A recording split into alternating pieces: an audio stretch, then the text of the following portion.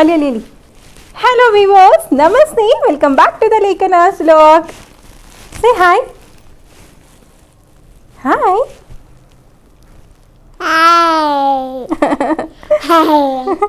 So ನಿಮ್ಮೆಲ್ಲರಿಗೂ ವಿಜಯದಶಮಿ ಹಬ್ಬದ ಹಾರ್ದಿಕ ಶುಭಾಶಯಗಳು.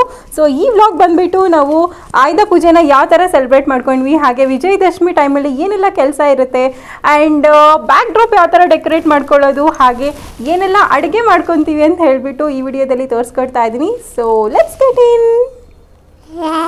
ಹೋಗೋಣ, ತೋರಿಸ್ಕೊಡೋಣ.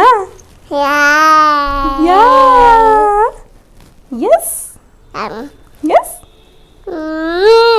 ಅವ್ರಿಗೆ ಏನೇನು ತೋರಿಸ್ಕೊಡ್ತೀಯಪ್ಪ ನೀನು? ಏನೇನು ತೋರಿಸ್ಕೊಡೋಣ ಅವ್ರಿಗೆ? ಈ ಡೆಕೋರೇಷನ್ ಹೆಂಗೆ ಮಾಡಿದ್ದು ತೋರಿಸು. ಡೆಕೋರೇಷನ್ ಹೆಂಗೆ ಮಾಡಿದ್ದು? ಇದೆಲ್ಲ ಹಾಕಿದ್ವಾ? ನೋಡಿ, ಇದೆಲ್ಲ ಹಾಕಬೇಕು, ಓಕೆನಾ? ಈ ಥರ ಎಲ್ಲ ಹಾಕಿದ್ವಾ?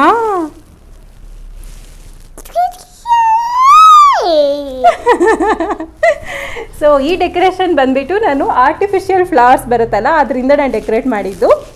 ಸೊ ಸಿಂಪಲಾಗಿ ಎಷ್ಟು ಚೆನ್ನಾಗಿ ಕಾಣಿಸ್ತಿದೆ ಅಲ್ವಾ? ಸೊ ನೆಕ್ಸ್ಟ್ ಬಂದುಬಿಟ್ಟು ನಮ್ಮ ಕಾಸ್ಟ್ಯೂಮ್ಸ್ನ ಎಕ್ಸ್ಪ್ಲೈನ್ ಮಾಡ್ತೀನಿ. ಸೊ ನಾನು ಈ ಥರದ ಸಿಂಪಲ್ ಪಿಂಕ್ ಆ್ಯಂಡ್ ಗ್ರೀನ್ ಕಾಂಬಿನೇಷನ್ನಲ್ಲಿರೋಂಥ ಸ್ಯಾರಿ ವೇರ್ ಮಾಡಿದ್ದೀನಿ, ಆ್ಯಂಡ್ ಈ ಥರದ ಚೋಕರ್ ವೇರ್ ಮಾಡಿದ್ದೀನಿ. ಇದನ್ನು ಮೀಶೋಲ್ಲಿ ಪರ್ಚೇಸ್ ಮಾಡಿದ್ದು, ಈ ಲಿಂಕ್ನ ನಾನು ಡಿಸ್ಕ್ರಿಪ್ಷನಲ್ಲಿ ಇಟ್ಟಿರ್ತೀನಿ, ಓಕೆ? ಸೊ ಇದರ ಸೆಟ್ ಬರುತ್ತೆ.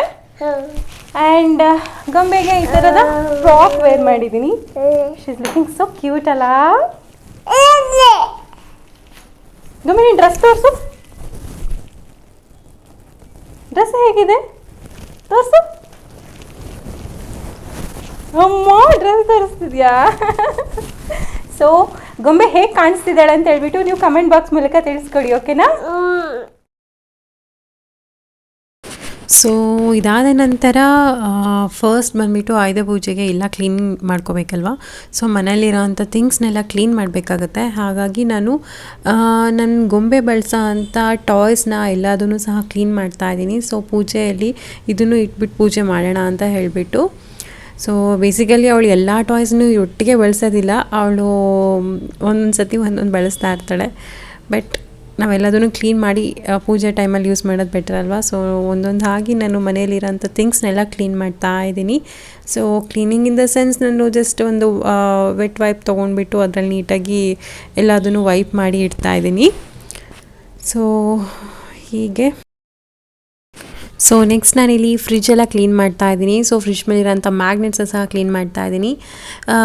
ನಾನು ಆ್ಯಕ್ಚುಲಿ ಬೇರೆ ಕಡೆ ಎಲ್ಲಾರ ಬೇರೆ ಕಂಟ್ರೀಸ್ಗೆ ಹೋದಾಗ ನಾನು ಆದಷ್ಟು ಫ್ರಿಜ್ ಮ್ಯಾಗ್ನೆಟ್ಸ್ನ ಪ್ರಿಫರ್ ಮಾಡ್ತೀನಿ, ಬಿಕಾಸ್ ಅದು ನಮಗೆ ನೋಡಿದಾಗ ನಮಗೆ ಮೆಮೊರಿ ತಂದುಕೊಡುತ್ತೆ. ಸೊ ನಾನು ಇದನ್ನು ಆಮ್ಸ್ಟರ್ಡಮಲ್ಲಿ ಪರ್ಚೇಸ್ ಮಾಡಿದ್ದು.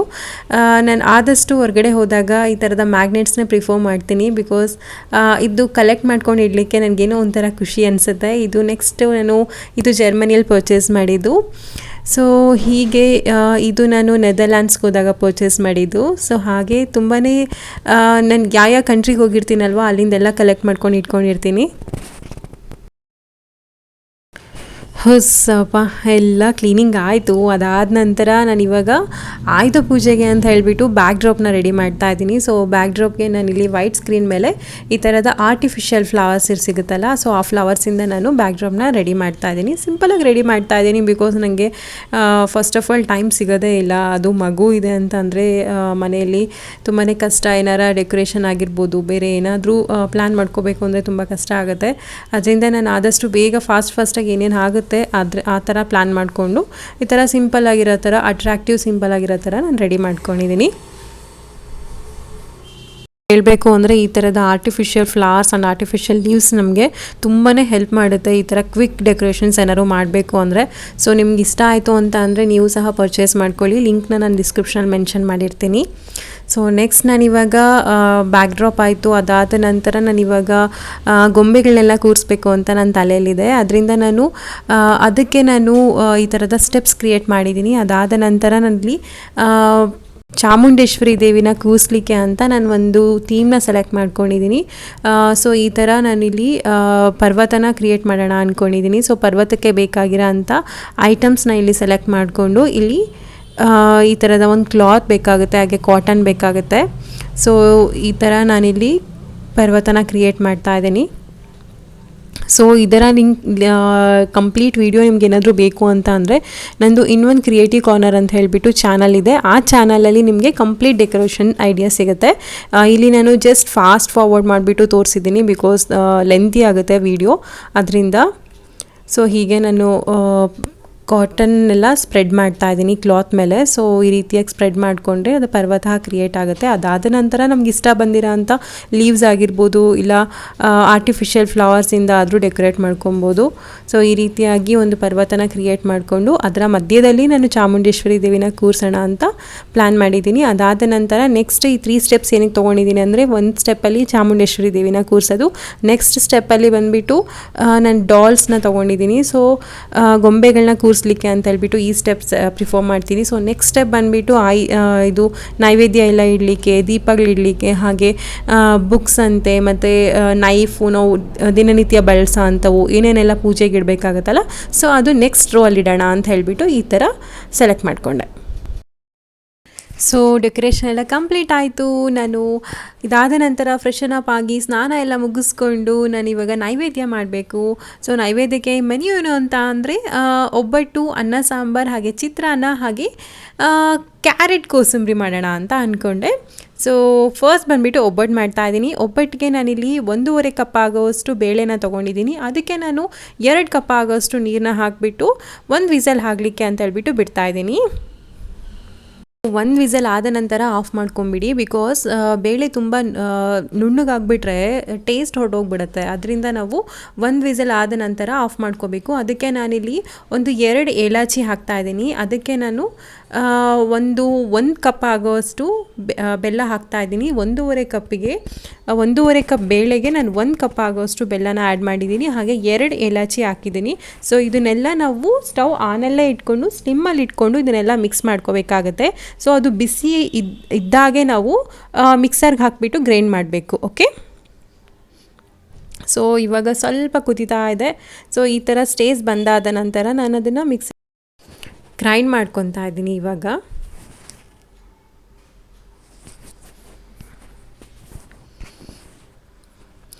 ಸೊ ಗ್ರೈಂಡ್ ಮಾಡಬೇಕಾದ್ರೆ ಹುಷಾರಾಗಿರಿ, ತುಂಬ ಫೈನ್ ಪೇಸ್ಟ್ ಆದರೆ ಮತ್ತೆ ಅದು ಟೇಸ್ಟ್ ಹೊರಟೋಗ್ಬಿಡುತ್ತೆ. ಸೊ ಹೂರ್ಣ ರೆಡಿ ಆಗಿದೆ. ಸೊ ನೋಡಿ ಈ ಥರ ಕಾಣುತ್ತೆ. ಇದಾದ ನಂತರ ನಾನು ಇವಾಗ ಮೈದಾನ ಕಲಿಸ್ಬೇಕು. ಸೊ ಮೈದಾ ಕಲಿಸ್ಬೇಕು ಅಂತ ಅಂದರೆ 1.5 ಕಪ್ ಆಗೋಷ್ಟು ಮೈದಾನ ಹಾಕ್ತಾಯಿದ್ದೀನಿ. ಸೊ ಇದು ಕಲಿಸ್ಬೇಕಾದ್ರೆ ತುಂಬ ಕೇರ್ಫುಲ್ಲಾಗಿರಬೇಕು. ಆ್ಯಂಡ್ ಯಾಕೆ ಅಂತ ಅಂದರೆ, ಬಿಕಾಸ್ ನಮಗೆ ಕ್ವಾಂಟಿಟಿ ಕರೆಕ್ಟಾಗಿ ತಿಳ್ಕೊಂಡು ನಾವು ಮಾಡಬೇಕಾಗುತ್ತೆ. ನೀರು ತುಂಬಾ ಹಾಕಬೇಕು. ಸೊ ಯಾಕಂದರೆ ಇದು ತುಂಬ ತಿಳಿಯಾಗಿರಬೇಕು ಒಬ್ಬಟ್ಟು ಮಾಡಬೇಕು ಅಂತ ಅಂದರೆ. ಈಗ ಕರಿಗಡುಬು ಮಾಡಬೇಕಾದ್ರೆ ನಾವು ಚಪಾತಿಗೆ ಹೇಗೆ ಕಲಿಸ್ತೀವಲ್ಲ ಆ ಥರ ಕಲಿಸ್ಬೋದು. ಬಟ್ ಒಬ್ಬಟ್ಟು ಮಾಡಬೇಕು ಅಂತ ಅಂದರೆ ನಾವು ವಾಟರ್ನ ಜಾಸ್ತಿ ಹಾಕಬೇಕು, ಹಾಗೆ ಎಣ್ಣೆ ಸಹ ತುಂಬ ಹಾಕಬೇಕಾಗತ್ತೆ. ಸೊ ನೆಕ್ಸ್ಟ್ ನಾನಿಲ್ಲಿ 1 ಪಿಂಚ್ ಆಗೋಷ್ಟು ಅರಿಶಿನ ಆ್ಯಡ್ ಮಾಡ್ತಾ ಇದ್ದೀನಿ. ಇಟ್ಸ್ ಆಪ್ಷನಲ್, ಬಿಕಾಸ್ ಒಬ್ಬೊಬ್ಬರು ಕಲರ್ಫುಲ್ ಇಷ್ಟಪಡೋದಿಲ್ಲ, ಕೆಲವರು ಕಲರ್ ಇಷ್ಟಪಡ್ತಾರೆ. ಅದರಿಂದ ನನಗೆ ಒಬ್ಬಟ್ಟು ಅಂತಂದರೆ ಯೆಲ್ಲೋಯಿಶ್ ಆಗಿದ್ರೇ ಚೆಂದ ಅನಿಸುತ್ತೆ. ಅದರಿಂದ ನಾನು ಸ್ವಲ್ಪ ಅರಿಶಿನ ಆ್ಯಡ್ ಮಾಡ್ಕೊಂಡಿದ್ದೀನಿ. If you guys don't want it, skip ಮಾಡ್ಕೊಬೋದು. ಇದು ಕಲಿಸ್ತಾ ನಮ್ಮ ಕೈಗೆ ಅಂಟಬಾರ್ದು. ಸೊ ಆ ಥರ ಅಂಟಿಲ್ಲ ಅಂತ ಅಂದಾಗ ಅದು ಫೈನಲ್ ಸ್ಟೇಜ್ಗೆ ಬಂದಿದೆ, ಇಟ್ ಈಸ್ ಪ್ರಾಪರ್ ಅಂತ ಹೇಳಿಬಿಟ್ಟು. ಸೊ ನಾವು ಎಣ್ಣೆನ ಅಷ್ಟು ಆ್ಯಡ್ ಮಾಡಬೇಕಾಗತ್ತೆ. ಸೊ ಎಣ್ಣೆ ಚೆನ್ನಾಗಿ ಆ್ಯಡ್ ಮಾಡಿದ ನಂತರ ನಾವು ಬೇಕಾದ್ರೆ ಇಲ್ಲಿ ಚೆಕ್ ಮಾಡ್ಬೋದು. ಒಂದು ಸತಿ ಈ ಥರ ಚೆಕ್ ಮಾಡಿದಾಗ ನಮ್ಮ ಕೈಗೆ ಅಂಟಬಾರ್ದು.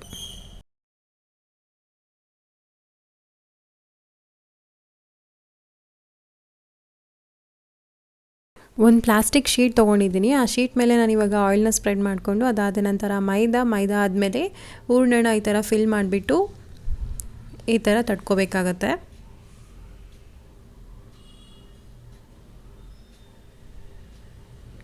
ಸೊ ಒಬ್ಬಟ್ಟು ಮಾಡಬೇಕಾದ್ರೆ ನಾವು ಸ್ವಲ್ಪ ಕೇರ್ಫುಲ್ಲಾಗಿರಬೇಕಾಗತ್ತೆ. ನಾವು ಫ್ಲೇಮ್ನ ನಾವು ಯಾವಾಗಲೂ ಮೀಡಿಯಮ್ ಫ್ಲೇಮಲ್ಲಿ ಇಡಬೇಕು, ಇಲ್ಲಾಂದರೆ ಸ್ಲಿಮ್ಮಲ್ಲಿ ಇಟ್ಕೋಬೇಕಾಗತ್ತೆ. ಬೇಯಬೇಕಾಗುತ್ತಲ್ವ ಒಬ್ಬಟ್ಟು.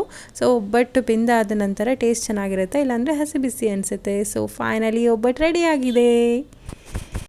ಸೊ ನೆಕ್ಸ್ಟ್ ನಾನಿಲ್ಲಿ ಒಬ್ಬಟ್ಟಿನ ಸಾಂಬಾರು ಪ್ರಿಪೇರ್ ಮಾಡ್ತಾ ಇದ್ದೀನಿ. ಅದಕ್ಕೆ ಬೇಕಾಗಿರೋದು ಒಂದು ಪ್ಯಾನ್ಗೆ ನಾವು ಒಂದು ಕಾಲು ಟೀ ಸ್ಪೂನ್ ಆಗೋಷ್ಟು ಮೆಂತ್ಯನ, ಹಾಗೆ ಒಂದು 4ರಿಂದ 5 ಆಗೋಷ್ಟು ಮೆಣಸು, ಹಾಗೆ ಒಂದು 4ರಿಂದ 5 ಗಾರ್ಲಿಕ್ ಹಾಕಿಬಿಟ್ಟು ಸ್ವಲ್ಪ ಕರಿಬೇವು ಹಾಕಿಬಿಟ್ಟು ಅದನ್ನು ಡ್ರೈ ಫ್ರೈ ಮಾಡ್ಕೋಬೇಕಾಗತ್ತೆ. ಅದಕ್ಕೆ ನಾನು 1 ಟೀ ಸ್ಪೂನ್ ಅಷ್ಟು ನಾನು ಜೀರಿಗೆ ಸಹ ಆ್ಯಡ್ ಮಾಡ್ತಾ ಇದ್ದೀನಿ. ಇದನ್ನೆಲ್ಲ ಡ್ರೈ ಫ್ರೈ ಆದ ನಂತರ ಅದಕ್ಕೆ ಸ್ವಲ್ಪ ಎಣ್ಣೆ ಹಾಕಬೇಕು.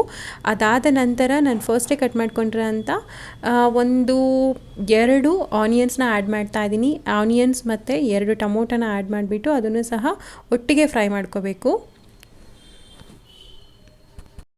ಸೊ ಟೊಮೊಟೋಸ್ ಮತ್ತು ಈರುಳ್ಳಿ ಎಲ್ಲದೂ ಕಂಪ್ಲೀಟಾಗಿ ಒಂದು ಸ್ವಲ್ಪ ಬ್ರೌನಿಷ್ ಆಗೋವರೆಗೂ ಫ್ರೈ ಮಾಡಿಕೊಂಡು ಅದಾದ ನಂತರ ನಾವು ಸ್ವಲ್ಪ ಒಂದು ಟೇಬಲ್ ಸ್ಪೂನ್ ಆಗೋವಷ್ಟು ಹೂರಣನ ಮಿಕ್ಸ್ ಮಾಡಿಕೊಂಡು ಗ್ರೈಂಡ್ ಮಾಡಬೇಕಾಗತ್ತೆ. ಇದೆಲ್ಲ ಒಂದು ಫೈನ್ ಪೇಸ್ಟ್ ಆಗೋ ಥರ ನಾವು ಗ್ರೈಂಡ್ ಮಾಡ್ಕೊಬೇಕು. ಇದಕ್ಕೆ ನಾನು ಕಾಯೆಲ್ಲ ಹಾಕ್ತಾ ಇಲ್ಲ, ಬಿಕಾಸ್ ನಾನು ಕೆಲವ್ರು ಕಾಯಿ ಇಲ್ದಲೇ ಇಷ್ಟಪಡ್ತಾರಲ್ವ, ಸೊ ನಾವು ಕಾಯಿ ಇಲ್ದಲೇ ಒಬ್ಬಟ್ಟಿನ ಸಾಂಬಾರು ಪ್ರಿಪೇರ್ ಮಾಡ್ತೀವಿ. ಅದಾದ ನಂತರ ನಾನಿಲ್ಲಿ ಸಾಂಬಾರಿಗೆ ಅಂತ ಒಗ್ಗರಣೆ ಹಾಕ್ತಾಯಿದ್ದೀನಿ.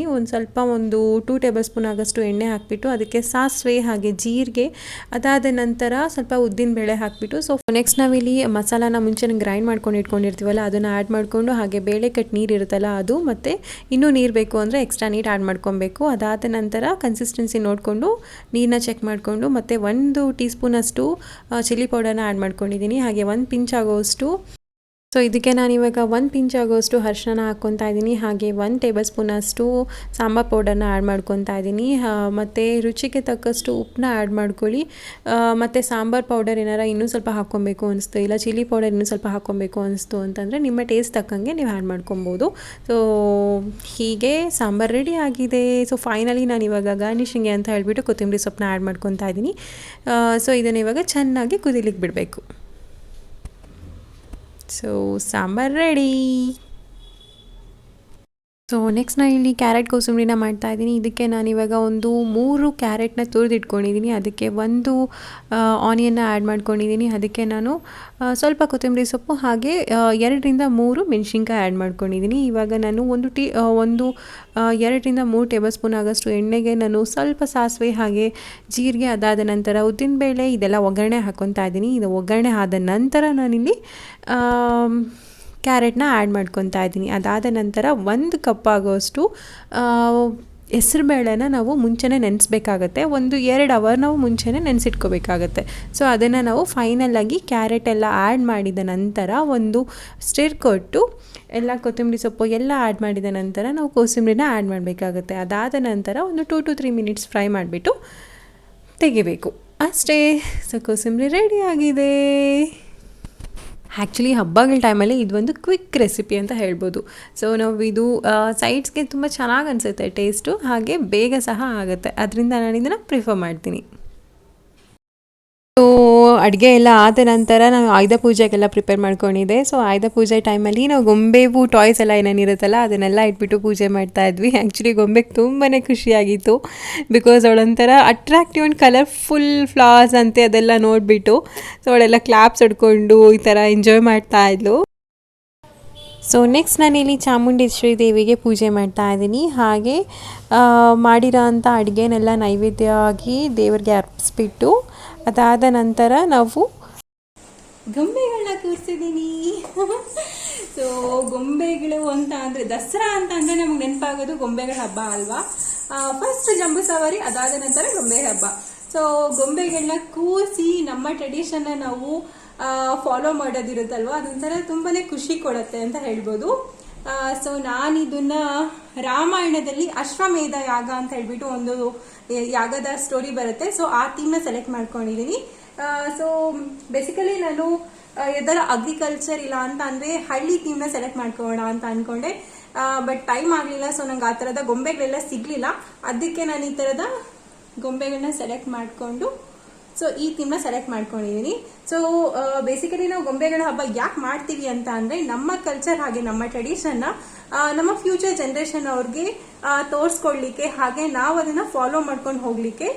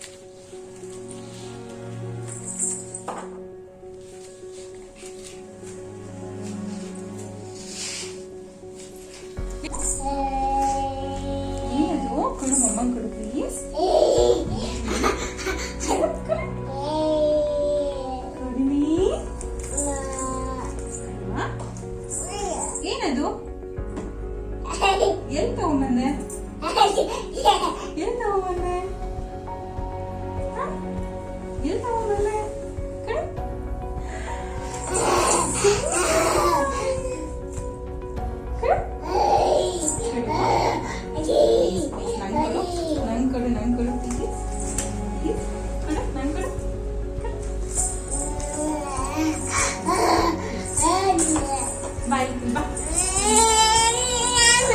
Okay fine. ಓಕೆ ಕೊಡಿ ನೋಡೋಣ ಹೆಂಗಿದೆ ಅಂತ.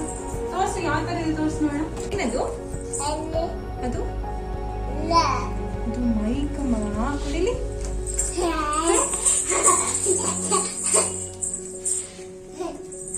ಕೊಡು ಪ್ಲೀಸ್.